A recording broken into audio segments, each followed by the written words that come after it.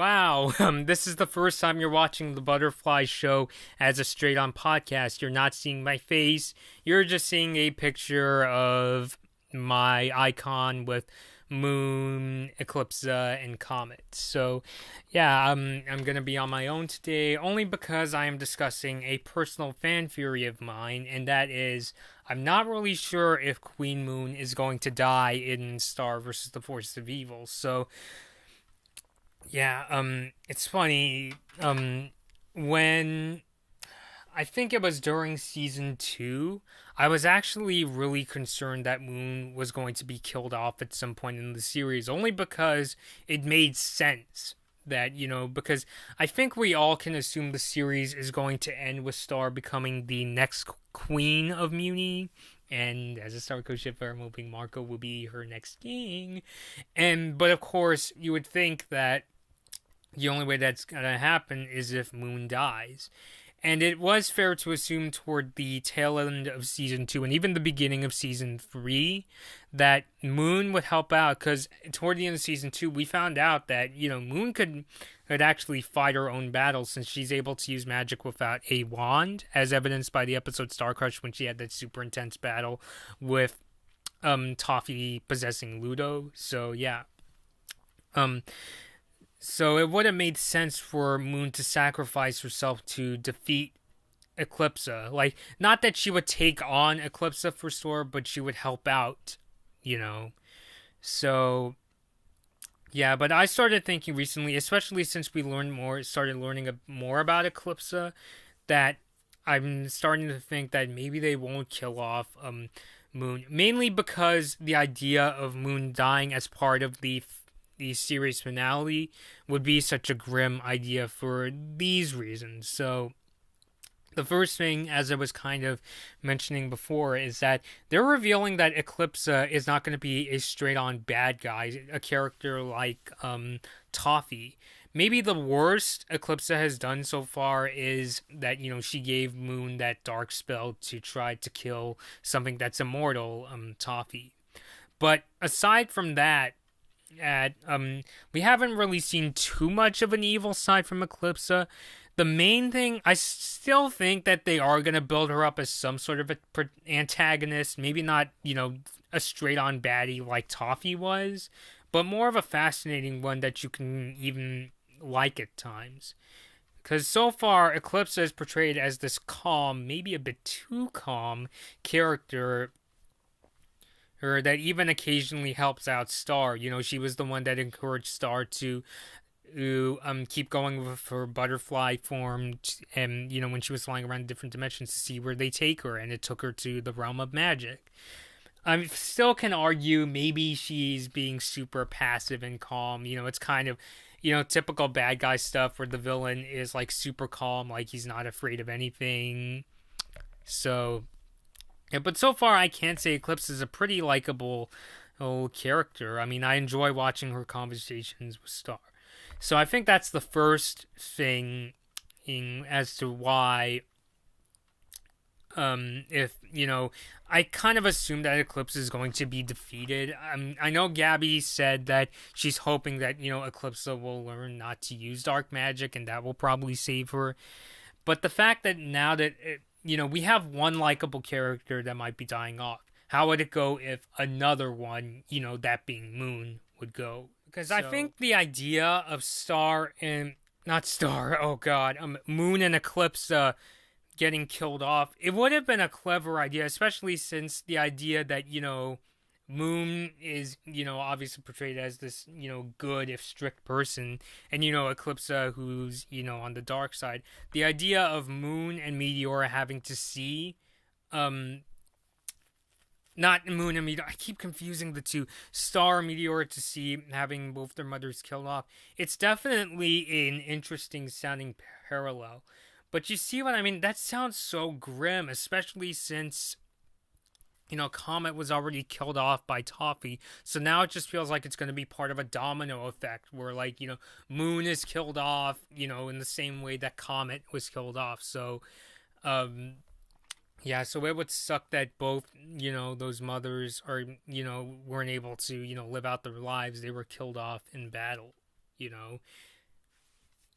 So I think, that would be really tough, especially for a Disney XD series. Now, as for Meteora, while they do portray, when Meteora was Miss Heinous, they do portray her as this crazy lady that's chasing after Princess Marco and trying to expose him.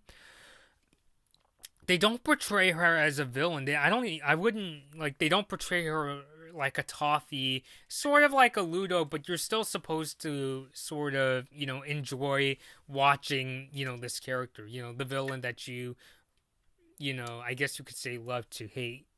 So, I don't think she's going to be killed off, especially since now they're trying to build her up as Eclipse's daughter, trying to put her in the place of a daughter rather than a mother, if you will. And, it's funny, not to sidetrack a little bit, my sister kind of theorized that Meteora started saying O's because she never got the fun, childhood that princesses deserve, so she wanted to take other princesses with them and kind of control their lives. So, yeah. And then on top of the idea of the mothers like being dead, which honestly that sounds like a Shakespeare story. I mean, could you imagine if they did something where Moon and I keep doing that. Why do I stop? I need to stop that. Star and Meteora are like looking over the dead bodies of Eclipse and Moon.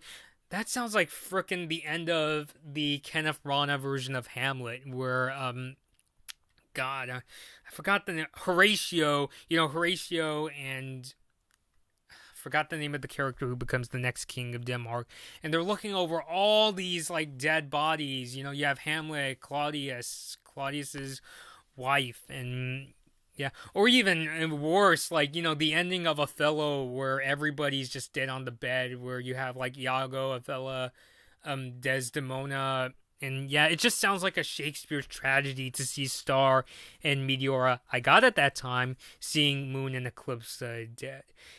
I mean, Christ, that just kind of reminds me of the ending of Ridley Scott's Gladiator also. But yeah, if Star was like a show on HBO, I could see them going this route. It would still be sad.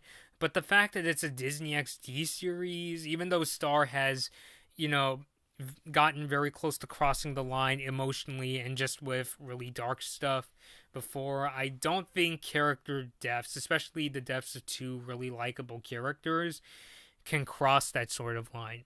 And speaking of which, talk about a weird pacing issue, especially I complain about the pacing of Star. It's gotten better in recent seasons, but talk about a lot of an emotional roller coaster you're going to have to juggle through for an entire climax in Star.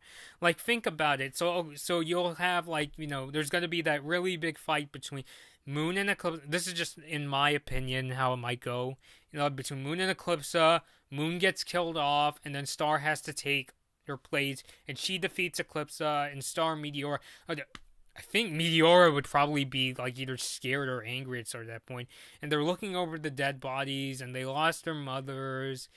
And what else do I have here? And they're mourning the deaths of their mothers. And the series ends happily with Star Marco becoming the new king and queen of Muni. I mean, I honestly could think that's going to be a really, really weird pacing issue. Especially since I think they will want to end the series Star vs. the Forces of Evil on a much happier note. I mean, a bittersweet ending, I could see them doing in maybe like a mid-season finale, kind of like what they did with Bon Bon or Monster Bash, but are they really going to kill off Moon in the middle of the series? I don't think so. Or Eclipse. So, yeah, unless they want to dedicate an entire episode to the mourning of Moon and Eclipse, I don't think it's going to work out, especially for a show like this. I probably would have said something different if this fan theory came about when Storm the Castle came out, because at the time I was worried that Star was going to become a drama show strictly, but now I'm just not really sure. What I've come to learn from, like, whether it be writing my Star fan stories or just observing the show in general, is that it's not straight up darkness. There's got to be some element of fun, I mean, they even, for Christ's sakes, they were throwing in jokes, like in the episode after Star crushed and even Lekmet's death. Like, they made fun of how Lekmet could only go bah. He could only belt like a goat. So yeah, it's just weird pacing, and the deaths of two characters. I don't think they're gonna dedicate an episode to mourning, and then it ends happily with Star and Marco becoming the new queen and king of Muni. What something that might save Moon is that if you read the book Star and Marco's Guide to Mastering Every Dimension, Star mentions that when the current Munian queen gets tired, she can just hand the throne to the next person in line. So it's hard to say, because Moon, as you probably know, is this very strict character. She doesn't have a lot of faith in Star as a leader, and it'd be really hard to believe, even if she defeated Eclipsa, that she could be just the next one meeting. Like, she just comes to Star and saying, "You know what? You did a wonderful job taking out Eclipse. So here you go. You and Marco can have the throne." I hope you like my British accent, but yeah, I really can't see that happening. Maybe if it was something like Moon realizes that things like monsters and humans can live together, and that Star, has the mindset of what a new Munian queen should be, then I could see that working. But at the same time, it would be kind of difficult to see Moon willing to let Star become the next queen. But honestly, that's the only way I could see it, where Star can become the next queen of Muni while Moon is still alive. So yeah. So I think at the end of it all, it's going to be very difficult to imagine, like, Eclipsa and Moon, getting killed off at the end of the series. And, on top of that, Comet was already killed by Toffee. So in the length of through the sort of timeline of the series, the Munian queens could be killed off. I already feel like they kind of played their trump card when Comet was killed off. Comet is Moon's mother, if you're wondering. So, yeah, I would just feel like the domino effect again if Moon, gets killed off. And I guess it would be a little too predictable. And knowing how the Star crew likes to roll it, Star is definitely not a show where you can predict too much, especially what's going to happen way down the line. So, I think that's just it. The idea of Moon getting killed off on top of Eclipse and Comet, it just wouldn't fit a show like Star, and it just wouldn't fit the tone, and it definitely wouldn't fit the legacy. Ending the series with a bittersweet ending, like Moon and Eclipse are killed off, and Star and Marco become the next king and queen Muni. I don't think they would want to do that, especially for a Disney XD series. So, yeah, that's my fan theory. I'm probably going to check out the holiday special, also called Stump Day, and the episode where they have Stump Day in the lawn. I'll try to check it out later. I'm kind of ashamed that it's not going to be a straight-up quinceañera, but, hey, fan fiction can fix that. So, yeah. So, this has been Blood Moon Bobby. You have been listening to or watching The Butterfly Show. Once I see the holiday episode, I'll be sure to put out an episode with my thoughts on that. So, yeah, that's about it. Thanks for watching. Hey guys, this has been The Butterfly Show on the Blood Moon Bobby YouTube channel. Please subscribe for more of our discussions and trailer reactions to episodes of Star vs. the Forces of Evil.